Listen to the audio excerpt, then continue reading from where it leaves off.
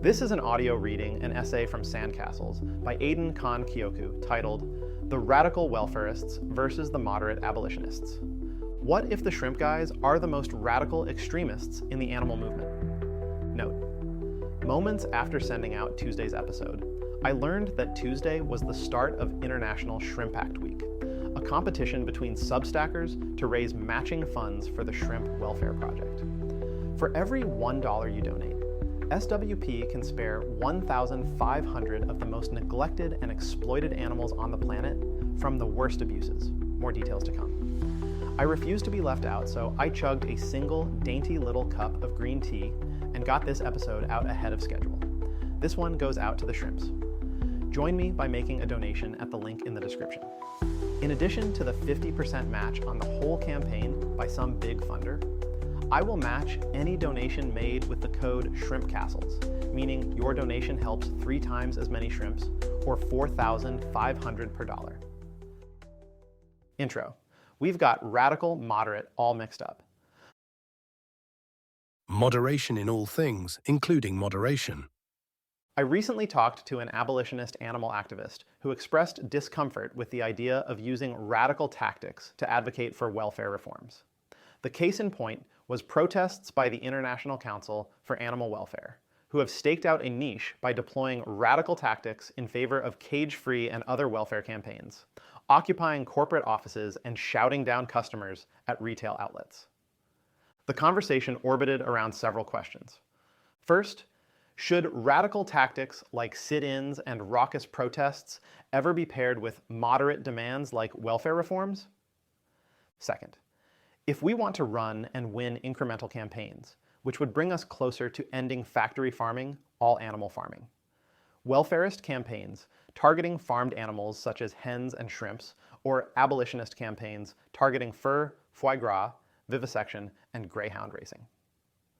Third, does working towards ending factory farming also bring us closer to ending animal farming? Or are these goals separate or even at odds?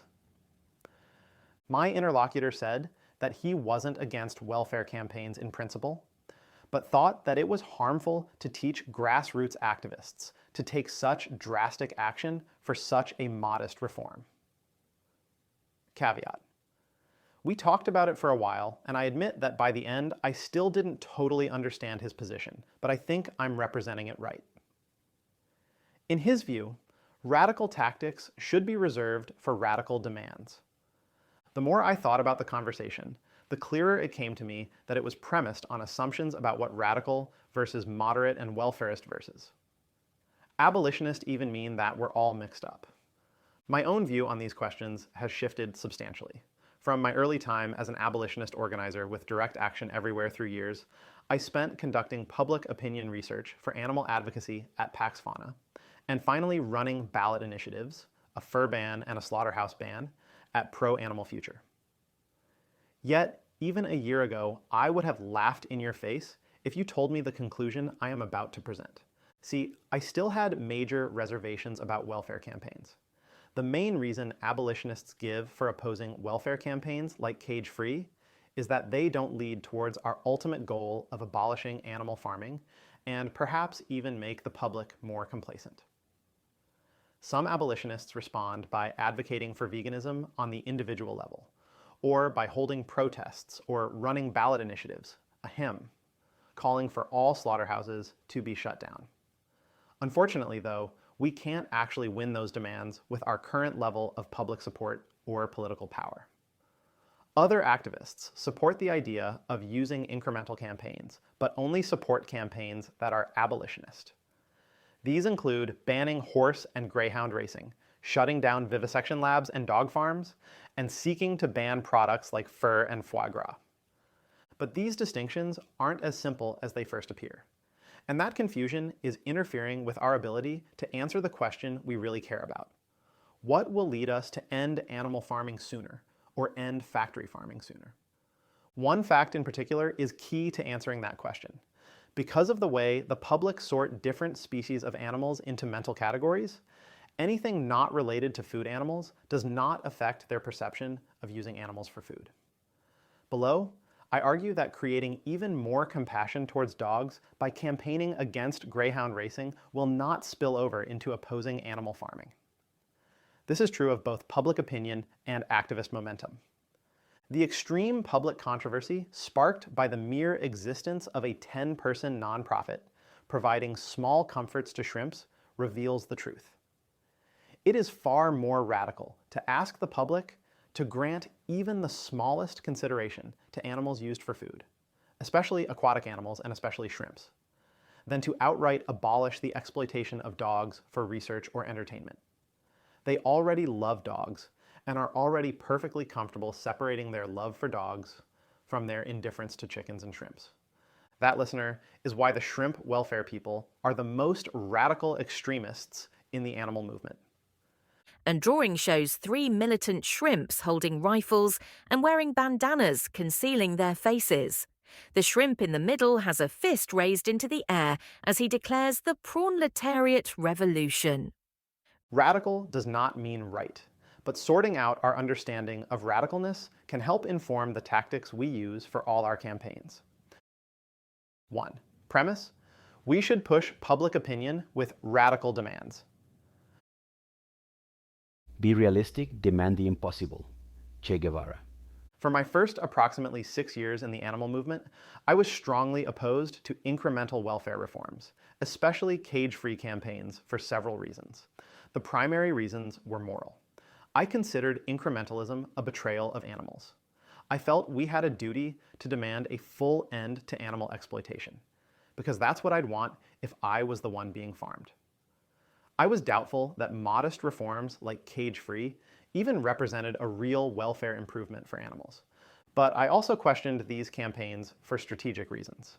The main point I'd come back to when arguing with proponents of cage-free campaigns was that they might actually make it harder for us to achieve our ultimate goal of animal liberation by making the public more complacent about the way animals are being treated. Some part of me even thought that we'd be set back without being able to show footage of the most extreme cruelties like battery cages. I admit that seems to contradict the sentiment above about cage-free not actually improving welfare. At the time, I'd have said it just didn't look as bad. It was a strategic argument that first convinced me cage-free campaigns might have some limited value. A college friend of mine who wound up working at the Humane League explained that cage-free eggs would be more expensive to produce, which ought to reduce either demand for eggs or the profitability of the industry. This convinced me that welfare campaigns could be one component of a comprehensive war on the meat industry culminating in animal liberation. I wrote about that shift in perspective a few years ago. However, I was still worried about the industry using incremental welfare reforms to placate public opinion. I thought that while it made sense for inside game organizations to quietly pressure corporations to adopt cage-free and other welfare commitments, our message to the public needed to be more radical. Radical abolitionism would challenge the speciesism underlying all animal abuse and eventually lead to a tipping point moment where public opinion was suddenly polarized against speciesism, just like previous movements had stigmatized racism, sexism, and homophobia. This was a common viewpoint. The main reason abolitionists give for opposing welfare campaigns, like cage-free, is that they don't lead towards our ultimate goal of abolishing animal farming, and perhaps even make the public more complacent. Everyone understands implicitly that we're all incrementalists. Unless you have a plan for us to wake up to a vegan world tomorrow, we all agree we're going to get there step by step. We just disagree about which incremental steps to take. Some abolitionists focus on individual vegan advocacy, delivering a full philosophical argument for animal rights and veganism to one person at a time, or through social media content. Others support the idea of using incremental campaigns, but only support campaigns that are quote-unquote abolitionist. These include banning horse racing and greyhound racing, shutting down vivisection labs and dog farms, opposing the use of animals in carnivals and rodeos, and seeking to ban products like fur and foie gras. This was my attitude when I started working on what would become 2 years of public opinion research with my co-founders at Pax Fauna. Ultimately, that research drove the final stake into the heart of my opposition to welfare campaigns. 2. Update. Caring about farmed animals at all is maximally radical. The distinction between welfare and abolition is an idiosyncrasy of animal activists. This division does not map well onto the way that the general public reacts to different activist messages. To win over the public, we have to understand how they think and construct our messages in ways that make sense to them. That was the premise of our research at Pax Fauna. We conducted hundreds of hours of interviews and focus groups with ordinary meat eaters, asking them open-ended questions to draw out their own ways of thinking and talking about violence against animals. Most people have spent a fraction of a percent as much time thinking about animal farming as a typical animal activist. We have forgotten what it was like to be mostly uninformed on this issue. There were many patterns that came up over and over again in our interviews. One is that most people are completely comfortable sorting animals into arbitrary categories and treating them differently based on those categories. The fact that people do this should come as no surprise to animal activists. Pointing it out is one of our favorite strategies. You're appealing to this every time you argue that pigs and dogs deserve the same treatment. What was surprising, though, was how the meat eaters we talked to were aware of these categories and totally at peace with them. Pointing out the illogic didn't work. They could acknowledge, for instance, that pigs are just as smart as dogs, but this didn't mean they saw any problem treating them differently. Pigs simply belong to a different category of animals than dogs. Many other researchers have made this observation. The breakdown goes something like this. Pets, mainly dogs, cats, and horses, but also any individual animal who lives in someone's home as a pet, regardless of species. Pets are family members who deserve to be pampered. Hurting or killing them is very bad. Wild animals inspire awe and admiration, but mostly in the manner of an expensive piece of artwork or a fancy car. Unlike pets, they are seen as completely lacking individuality. Species should be respected, but individual members are disposable, though they should be killed humanely. Rare exceptions for individuals who develop unconventional relationships with humans, such as famous zoo residents or the sort of gregarious wild animals found in the dodo videos. Vermin such as mice and rats are seen quite differently from other wild animals. Maiming and killing them in any manner is celebrated. Farmed animals exist to become food. That is their purpose in life. It is a service they perform for us, as is only natural. We should show our appreciation for that service, which takes place when we eat them rather than at any time during their lives or while they are being killed. The moral logic behind this, which some participants could articulate quite well, is that moral weight is invested in animals according to their relationship with humans. They don't have intrinsic moral weight, but it can be bestowed on them by a human. Humans have different uses for different categories of animals. Pets provide companionship, while wildlife provide us beauty we can look at in photos or occasionally visit in nature. Pests provide nothing but inconvenience and should be exterminated. And farmed animals provide food. What matters when deciding how to treat pigs and dogs is not their relative intelligence, but their relationship to humans. This is, of course, circular logic, but the meat eaters we talked to were totally comfortable with that. To try to sharpen that contradiction, activists often point out that some cultures eat dogs.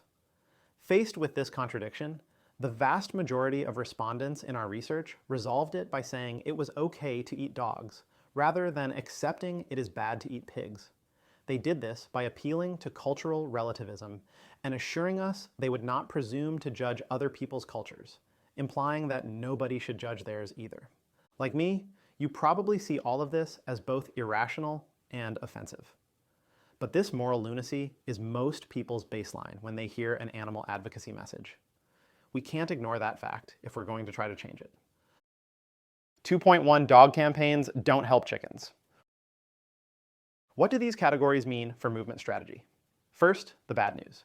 Campaigning to shift public opinion on pets and wild animals is unlikely to spill over onto farmed animals and vermin. I know of some razor-sharp campaigners who are planning to focus their attention for the next few years on shutting down greyhound racetracks and breeding facilities for dogs used in horrific experiments. There are many reasons these campaigns could be worth running. But building momentum for the movement against factory farming is not one of them. It won't soften the public up for caring about farmed animals because they don't think of dogs and farmed animals as being remotely the same cause area. The activist momentum built for these campaigns won't translate to factory farm campaigns either. Activists are not fungible. Most people who get involved in activism have lots of causes they support, but only one or two that light a fire in their hearts and fill them with a burning desire to do whatever it takes to win. I've met activists who will show up outside SeaWorld week after week for years on end protesting their enslavement of orca whales, yet haven't the slightest interest in joining a protest against fur, foie gras, or slaughterhouses.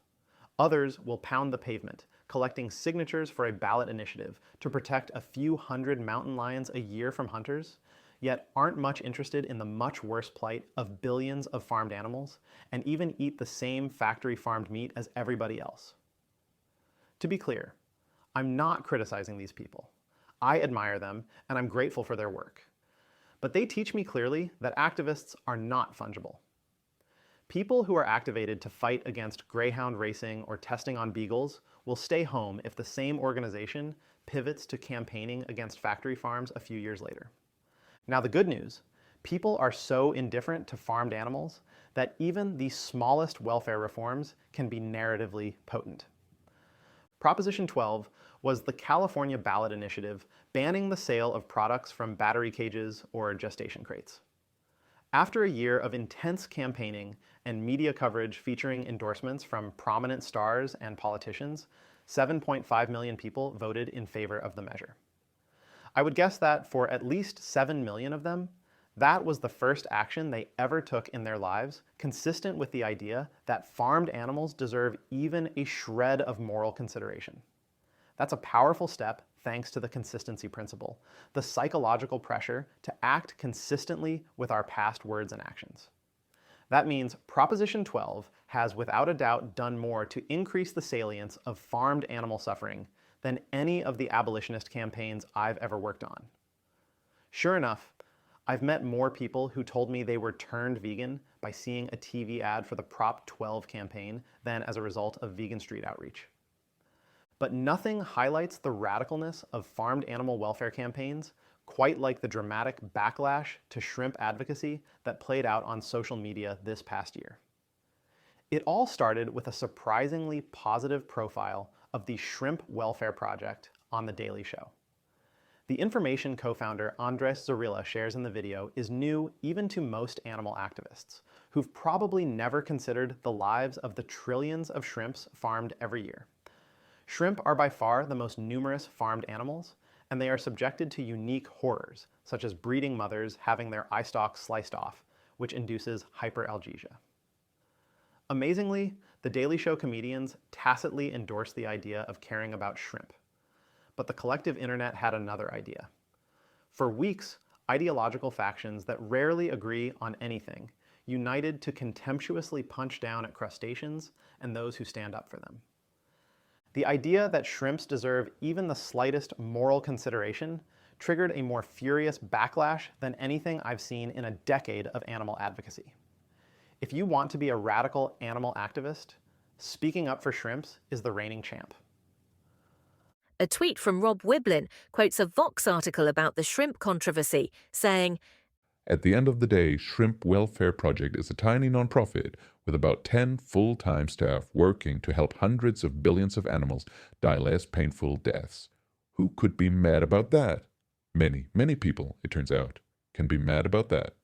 Above the quote, Rob says, Shrimp Welfare Project is simultaneously a world historical provocation to our moral complacency and one of the greatest testaments to human kindness that has ever existed. And sure enough, the shrimp controversy seems to have been a textbook case of the kind of positive polarization radical activists live for. That is, when an issue is completely marginalized and ignored, the first step is to draw attention to it, and even a negative backlash can ultimately lead to an increase in salience and support, as people are forced to think about the issue for the first time. Just now, a Google search for backlash to shrimp welfare yielded almost exclusively positive results arguing in favor of shrimps. The first negative result, all the way down at number 9, was so apologetic for arguing against shrimps that the author concluded their post with, "I felt so guilty writing this article that I donated $100 to shrimp welfare." Enough, I'm told, to help approximately 150,000 shrimp experience less suffering. Reminder, now is a great time to join that anti-shrimp piece of shit with your own donation to help shrimps. All donations to Shrimp Act Week with the code SHRIMPCASTLES will be tripled. You're not going to be outdone by the one anti-shrimp Google result, are you? 2.2, the meaning of radical, the tarot line.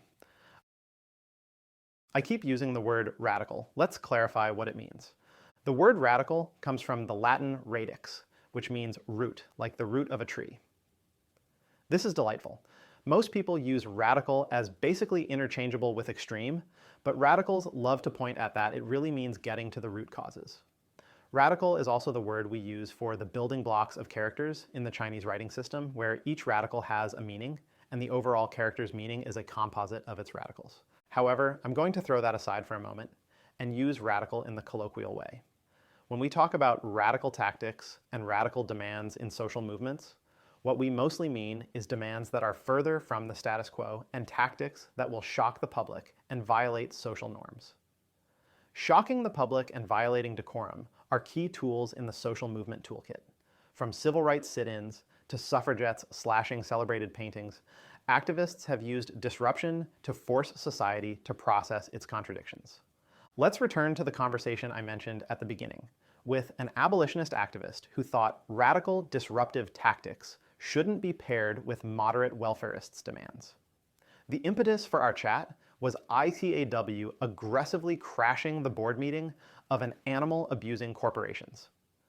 ICAW founder Chris Liptrot explains that she started the group in reaction to the welfare movement drifting away from radical tactics. But their momentum is inspiring other groups.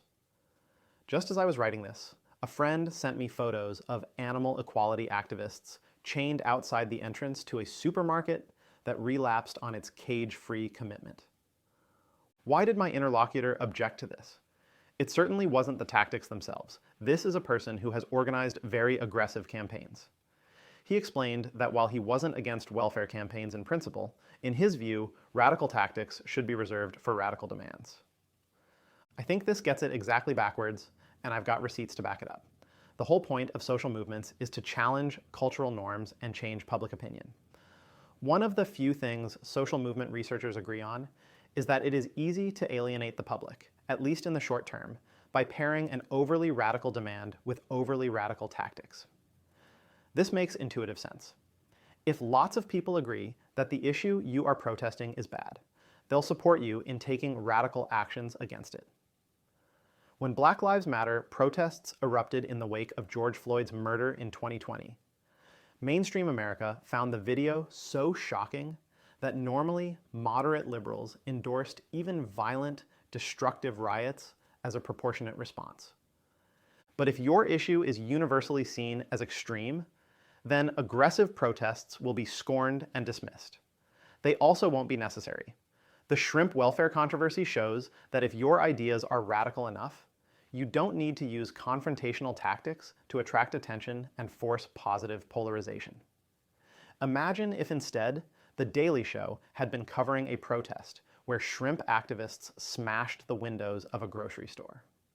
They wouldn't have gained sympathy from anyone but the most nihilistic edgelords. There is an inverse relationship between the radicalness of your cause and the radicalness of the tactics that will help you win public support. That's what radicalness means.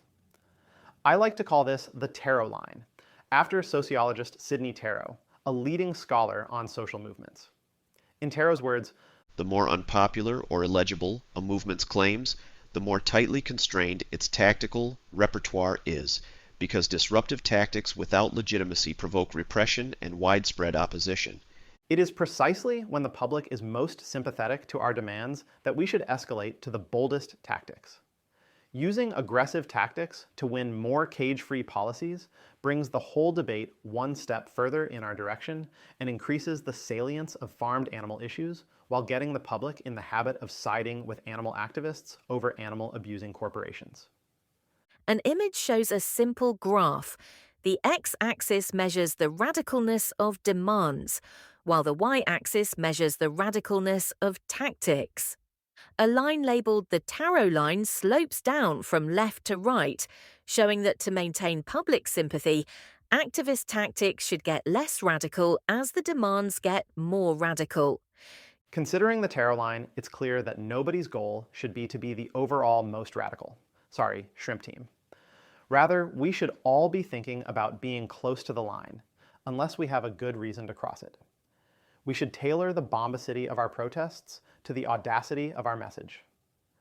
I think this lands solidly in favor of raucous protests for cage-free campaigns, along with labs that test on dogs and restaurants that serve foie gras, precisely because the public are already horrified by these when they understand what is happening. And at the same time, we should all want somebody to push the frontier with more radical messages, including veganism and shrimp welfare. So that's what radical means. What about welfarist and abolitionist? 3. Pop quiz. What even counts as abolitionist anyways? If you don't know where you are going, any road will get you there. Lewis Carroll. Do me a favor, listener. Look at the table below and tell me what rule separates column A from column B. Table 2-column list animal activism campaigns. The left column lists vegan outreach, protesting rodeos, circuses and racetracks, banning fur, banning foie gras, disrupting restaurants and grocery stores to demand total animal liberation, stigmatizing veal, shutting down vivisection labs or breeding facilities. The right column lists banning battery cages and gestation crates, ending eye stalk ablation for shrimps, requiring slower-growing chicken breeds in meat farms. At first glance, it seems easy enough. The left column is framed in terms of ending an entire industry, while the right column only reforms an industry with incremental improvements to animal welfare. But is it that simple? 2 items in column A create a problem: foie gras and veal. Both are bans on specific inhumane practices masquerading as product bans. Foie gras is a delicacy dreamt up in the twisted minds of the French. Its production entails force-feeding ducks and geese by shoving a metal tube down their throat twice a day. That is the reason animal activists have chosen to single it out, and in practice, foie gras bans work by banning products of forced feeding. They don't actually stop anyone from farming ducks and geese. Even if they did, people would just end up eating some other animal product instead, so foie gras bans don't reduce the number of animals in the food system. All the same could be said of veal. Veal is the flesh of male calves born into the dairy industry and kept in small crates. If veal consumption drops, these calves are likely just killed and disposed of, or turned into pet food. None of this is to say that foie gras and veal campaigns aren't worthwhile. Force feeding is horrendous, and ending it spares animals a uniquely grotesque form of abuse. The same goes for keeping calves alive for a few weeks in tiny crates where they can't turn around and do nothing but cry for their mothers until they get killed anyway. Just as importantly, setting any limits on how terribly we can abuse farmed animals challenges the way they are categorized in the imagination of the public, and sets a precedent for using laws and social norms to limit people's freedom to eat tortured animals. There are very good reasons to think that the path to a vegan world will come through incremental steps like this, where more and more of the horrific practices of animal farming are stigmatized and banned. My question is, why doesn't the same logic apply to banning battery cages for hens, gestation crates for sows, and the brutal practice of slicing off shrimp's eyes? Any of these can be used to challenge the categorical subversion of farmed animals' needs, to establish a precedent that the animals we currently eat have any moral weight whatsoever, and to make the world just a little bit less dark in the meantime. The whole sorting of abolitionist and welfarist campaigns breaks down even further when we look beyond food animals. Some anti-vivisection groups have campaigned for laws requiring that dogs used in research be made available for adoption afterwards rather than being killed. Many dogs are killed in the course of experimentation, or killed and dissected to collect full experimental results. But some are still alive when the experiments are over. If all such dogs were put up for adoption, it would do nothing to directly stop all the suffering that takes place in research labs. Like with cage-free eggs, we could even imagine the vivisection industry using adoptions to sanitize their reputation. Yet, I've never heard a single abolitionist question this campaign. On the contrary, it is universally celebrated. What's the difference? Of course, we can point to various differences between this and cage-free campaigns. The dogs are eventually freed from the system, though only some of them and only after years of exploitation. I'm doubtful that these should really be all that important on reflection. If I'm being honest, I suspect there's an element of speciesism operating here for us. Seeing the joy of rehomed beagles moves all of us deeply, as it should. Yet we aren't moved in the same way when we think about what it means for a shrimp to be spared the agony of slowly freezing to death in a slurry of ice water that isn't cold enough to kill quickly, or the inexplicable terror of having your sensitive eye stalks suddenly amputated, blinding you and consuming your entire world with searing pain for hours or days. Maybe you haven't watched a shrimp writhing in agony from the procedure. Maybe you should. Once I compared the scale of animals being affected by welfare campaigns versus by vegan advocacy, I had to accept that welfare campaigns are empirically more radical than veganism. In the first quarter of this century, despite the combined efforts of vegan advocacy, the rate of people identifying as vegan has not measurably increased, and in no country is more than 2%. Vegan activists know that in theory, when we promote veganism, we are calling for a worldwide transformation of the economy and all human cultures.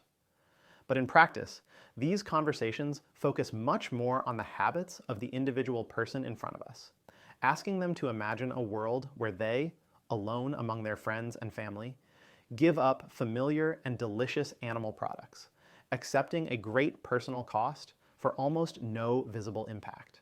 This puts veganism out of step with a shifting cultural attitude that places the responsibility for harm on governments, corporations, and systems rather than individuals. This could explain why the cultural cachet of veganism appears to be collapsing after a trendy period in the 2010s. Meanwhile, welfare campaigners are going toe-to-toe with some of the largest corporations in the world and winning, transforming entire global supply chains in the process. In the same quarter century that veganism has stagnated, billions of hens have lived in cage-free farms instead of battery cages thanks to the efforts of welfare campaigners. And in just a few years, the startup Shrimp Welfare Project has spared a similar number of shrimps from some of the worst tortures imaginable. These are small steps, but they are the first precedent we have ever created for changing the food system to benefit animals. Everyone in our movement should be proud of these accomplishments. 4. Magic trick. It all comes down to timelines. A revolution on a world scale will take a very long time, but it is also possible to recognize that it is already starting to happen. David Graeber. It could be that no matter how many animals are affected, battery cages and eye stalk ablation are just too incremental for you to get excited about. Maybe they don't ignite that burning fire in you. That's okay. There's plenty of other work you can do to hasten the demise of factory farming. But wait, I keep alternating back and forth between talking about ending factory farming and ending animal farming. I promise I'm not trying to pull a fast one on you. This is a big distinction that probably deserves its own episode, but we can't proceed from here without addressing it. So let's give it a shot. First, obligatory disclaimer. I think everyone working on any of the campaigns discussed so far would love to see a fully vegan world. They wouldn't just push a button for it. They'd light themselves on fire, or light their mother on fire, or light a movie theater full of mothers on fire, if that's what it took. This isn't a question about our values or the kind of world we want to see. Rather, it's a tangle of questions about what we think we can accomplish on what timeline and the best way to accomplish it. If you can, please pause for a moment and consider this question. What do you think is the earliest year we could reasonably expect to see the end of commercial animal farming in your country, if we play our cards right? I'll give you a moment to think. Write down the number of years between then and now, whether it is 40 years, 4 years, or 400 years. Now consider a second question. What would you be doing differently if you thought your initial answer was wrong by an order of magnitude in either direction? That is, if your initial answer was 40 years and a magical genie appeared and told you with certainty that if you take the right actions, it would be possible to end animal farming in just 4 years. Or, on the other hand, they told you that even if you take the best possible course of actions, it will be impossible to end the slaughter industry in less than 400 years. How would that affect your ideas about movement strategy? I've been putting these two questions to lots of animal advocates recently.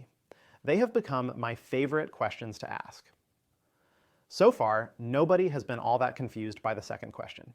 Indeed, almost everyone I've asked finds it obvious that different strategies would be necessary if you thought you were 4, 40, or 400 years away from ending the slaughter industry.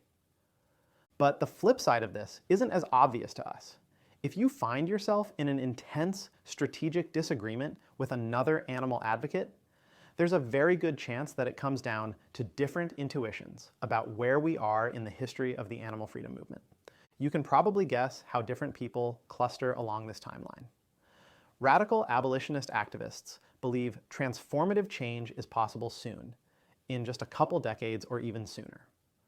If you thought we were at the same point in the movement to end animal farming as, say, the Montgomery bus boycott or the Greensboro sit-ins represented in the US civil rights movement, then it would certainly make sense to go for broke and demand big change with bold tactics. But if it turned out we were at a much earlier point in history, there would be different lessons to take from these past movements. People work on welfare campaigns in part because they tend to believe we are a long way from completely ending animal farming, that welfare campaigns are the most genuinely transformational step we can win right now, and that the animals born into farms over the coming decades or centuries deserve the best lives we can get them in the meantime. In short, welfare campaigners believe we are at the beginning of a long slog where we will have to fight for every inch, while many abolitionists think we're within reach of a tipping point where the whole system of animal exploitation will come suddenly crashing down. So, who's right? I wouldn't presume to tell you. Over time, my own estimate has gone from 40 years to 400, and then back to 4 thanks to the approaching AI tsunami. I'm going to leave AI timelines aside for the rest of this episode, because I'll be publishing a whole separate essay on that in the next couple weeks. 4.1, why we should target factory farming. Reasonable people can disagree about where we are in the history of the animal rights movement. Because we can't know for sure, we should hedge our bets, investing some energy in strategies favored by a shorter timeline, and some energy in those favored by a longer timeline. But there are ways these two sets of approaches could be more compatible. Let's revisit one of my questions from the introduction. Does working towards ending factory farming also bring us closer to ending animal farming? Or are these goals separate, or even at odds? It's not the same question as timelines, but I think it's a related question, if for no other reason than that most long timeline welfare campaigners see it as self-evident that ending factory farming should be an intermediate goal, while some short timeline abolitionists see even this goal as a welfarist corruption of the true animal rights message. In my early years in the movement with Direct Action Everywhere, I passionately criticized any message that focused on factory farming, as implying that there was an ethical way to husband and slaughter animals. I even led an open rescue at a tiny backyard farm with a few dozen chickens, and I considered it a huge success, despite headlines like this one. An image shows a headline from a local news website. Chicken rescue involved awful music, lying to 8-year-old, farm owner says. On Sunday, the local animal activist group Denver Baby Animal Safe posted a video about what it characterizes as a rescue of 3 chickens from Long Shadow Farm in Bertha Out. Larry and Kristen Ramey, the co-owners of the farm, call it something else: theft. What do you think, listener? Will the whole apparatus of animal exploitation come crashing down at once? Or will we see more gradual progress, with the end of factory farming followed by a period of more humane farming, to be finally rooted out by subsequent generations? I mentioned before how my own radical abolitionist outlook was informed in part by looking at past social movements. As I saw it in my early days of activism, previous social movements fought to expand the moral circle to include people of all races, genders, and sexual orientations. These movements tended to simmer quietly in the background for decades before exploding into the mainstream in ways that surprised even their most ardent proponents. I believed that if we could recreate the success of the civil rights movement, the marriage equality movement, and the suffragettes, we could reach a tipping point and bring the whole system of speciesism crashing down. 4.2, rumors of tipping have been greatly exaggerated. Looking back on this viewpoint, I have to admit I'm a bit confused because I was well aware of how imperfect those movements' victories had been. Indeed, I was trying to do my part by showing up to human rights protests, including Standing Rock and Black Lives Matter, whose message was precisely about the incompleteness of those past cultural struggles. Earlier this week, I shared a comment from Lewis Bollard, Director of Farmed Animal Philanthropy at Coefficient Giving, formerly Open Philanthropy. I see in the US civil rights movement a movement that for decades clocked up small, achievable, incremental, legal and political wins in service of several larger incremental wins, 2 key federal laws and several Supreme Court rulings, but that failed in its more radical goals, racial and economic equality. I see in gay marriage a movement that largely sidelined radical calls to end marriage and other oppressive institutions in favour of a disciplined focus on a quite narrow, practical goal, marriage equality. And I see the US abolitionist radical goals and tactics as largely a failure alongside the UK abolitionists' more moderate ones, which achieved abolition decades earlier and without a war. It could be an oversimplification to think of these past movements as achieving sudden tipping points. The US marriage equality movement reached the height of its power from around 2008, when they lost the fight for Prop 8 in California, until 2015, when they achieved nationwide victory through the Supreme Court. It's tempting to tell a story about the heroic efforts of campaigners in those years, who through enormous effort won the first slate of pro-gay marriage ballot initiatives in 2012, reversing a decade of losses and giving the movement the validation it needed at the ballot box to claim democratic legitimacy to the courts. But the available data tells a different story. From the time pollsters started measuring attitudes towards gay marriage in 1988, support among US voters increased at a linear rate of 1 to 1.5% per year. A slow, relentless upward slog, seemingly unaffected by current events. A closer look makes it clear that, rather than a result of heroic persuasion efforts, this was mainly a generational shift, with conservative older voters dying off and being replaced by their more tolerant grandchildren.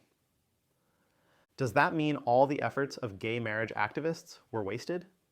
There are a few good reasons to think not.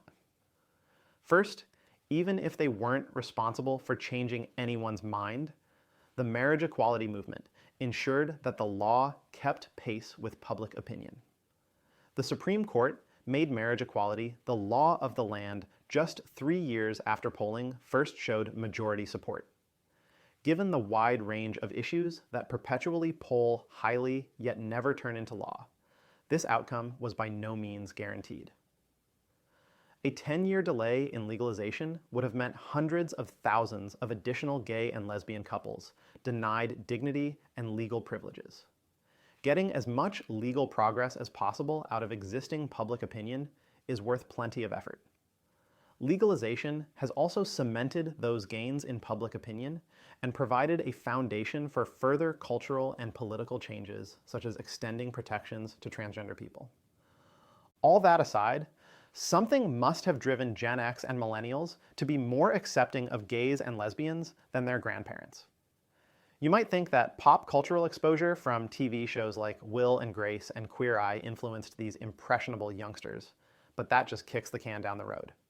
Why did Hollywood TV studios start favorably depicting gay and lesbian couples in the 90s, where doing so a few decades earlier would have gotten them blacklisted?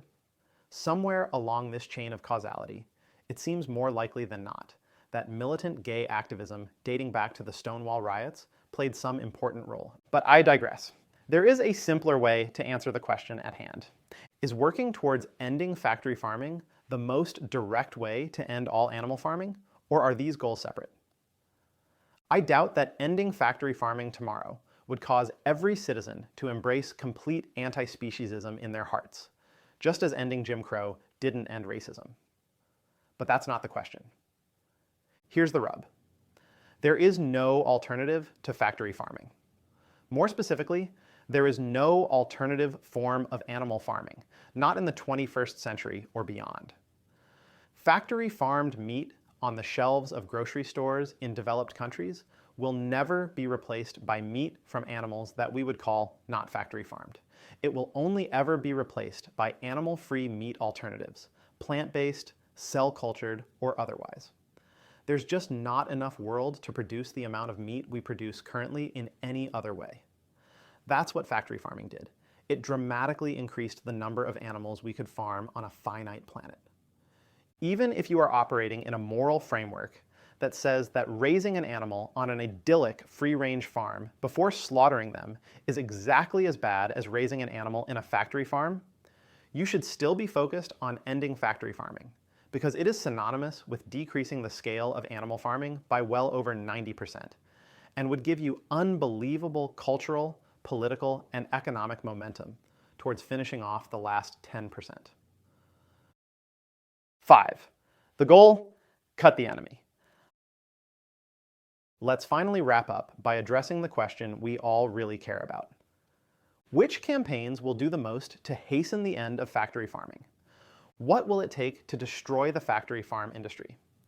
We will need many things. Some of them are narrative momentum, changing public attitudes towards farmed animals, organizing momentum/movement capacity, more people power, activists, and donors, political capital, the ability to credibly threaten politicians that shielding factory farms will hurt their re-election, economic momentum, weakening the industry's ability to defend itself, and growing alternatives that can actually absorb the demand.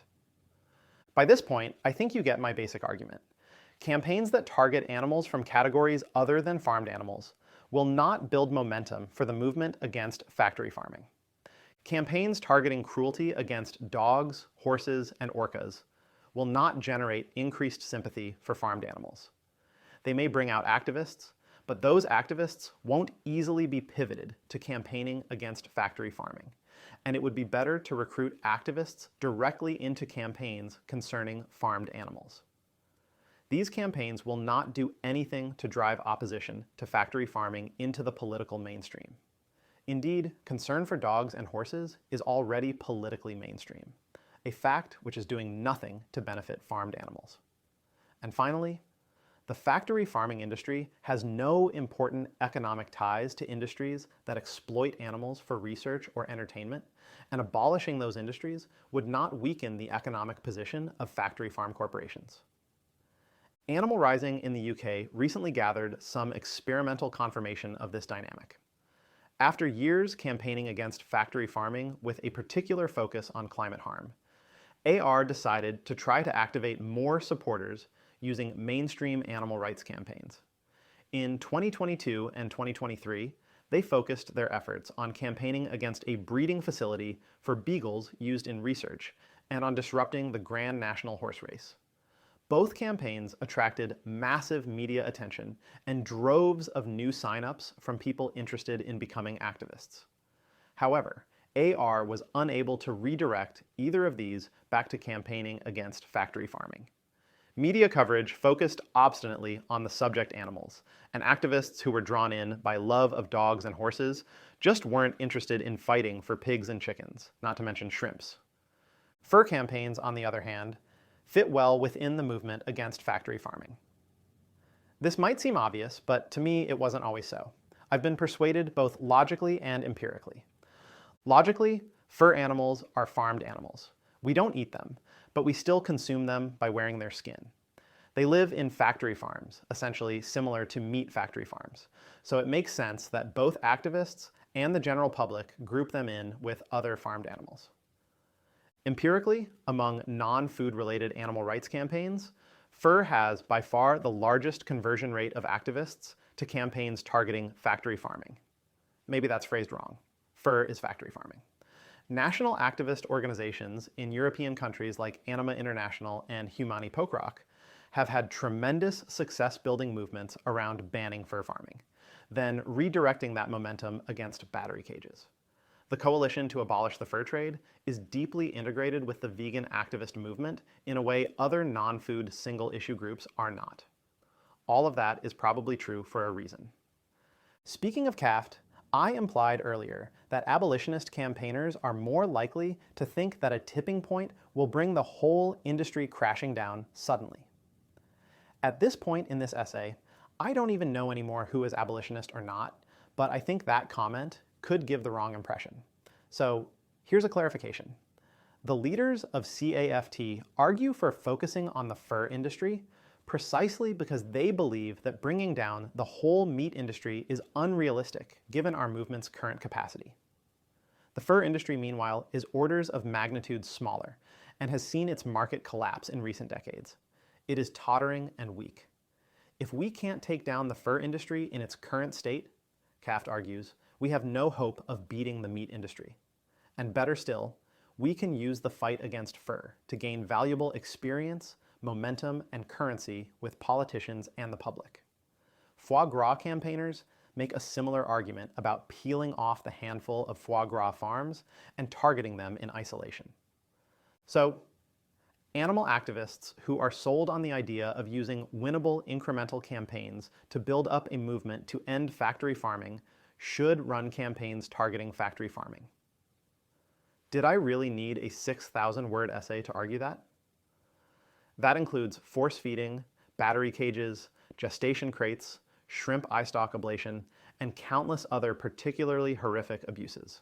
It includes fur, foie gras, and any other severable chunk of the industry that can be isolated and destroyed. It includes fighting to shut down individual factory farms and slaughterhouses, or stopping them from being built in the first place. It includes documentaries and outreach, insofar as they can be shown to actually polarize the public against factory farming. And it includes getting schools, hospitals, grocers, and food service companies to take the simple measures that would decrease meat demand on a massive scale, even without restricting choices. The legendary Japanese swordsman Miyamoto Musashi wrote, "The primary thing when you take a sword in your hands is your intention to cut the enemy, whatever the means. Whenever you parry, hit, spring, strike, or touch the enemy's cutting sword, you must cut the enemy in the same movement. It is essential to attain this. If you think only of hitting, springing, striking, or touching the enemy, you will not be able to actually cut him. More than anything, you must be thinking of carrying your movement through to cutting him." We're not here to perform the role of animal activists so that when it's all over, we can say we did. We're here to cut the enemy. Try not to forget that. Entras. Campaigns for pets and wild animals are unlikely to spill over onto farmed animals and vermin. People are so indifferent to farmed animals that even the smallest welfare reforms can be narratively potent. It is precisely when the public is most sympathetic to our demands that we should escalate to the boldest tactics. The primary thing when you take a sword in your hands is your intention to cut the enemy, whatever the means. This audio version of Sandcastles is produced using an AI clone of Aidan's voice. We apologise for mispronunciations.